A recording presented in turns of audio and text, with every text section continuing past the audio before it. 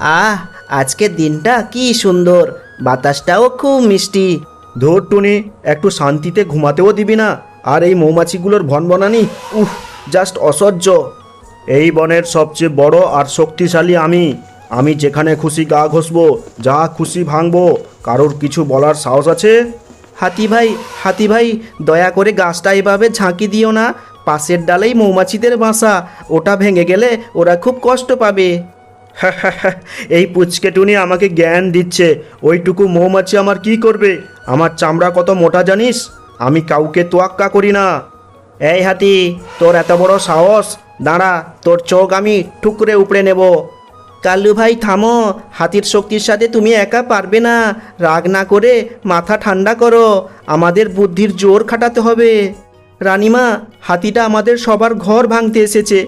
কাল্লু ভাই একা ওর সাথে পারবে না। আমরা যদি এখন সবাই একসাথে এক হয়ে লড়ি, তবেই একে তাড়ানো সম্ভব। ওরে বাবা রে, মরে গেলাম রে, আমায় ক্ষমা করে দাও। আর কখনো ঘর ভাঙবো না। ওরে বাবা, কি কামড়, বাঁচাও।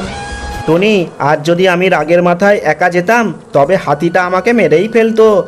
তোর বুদ্ধির জন্যই আজ গাছটাও বাঁচলো আর আমরাও বাঁচলাম। শুধু বুদ্ধি নয় কাল্লু ভাই, আমরা সবাই একসাথে ছিলাম বলেই আজ জয় হয়েছে। বন্ধুরা, বিপদের মুখে রাগ না করে মাথা ঠান্ডা রাখতে হয়। আর একতাই হলো সবচেয়ে বড় বল। সবাই মিলে একসাথে লড়লে যে কোনো বড় বিপদকেও দূর করা সম্ভব।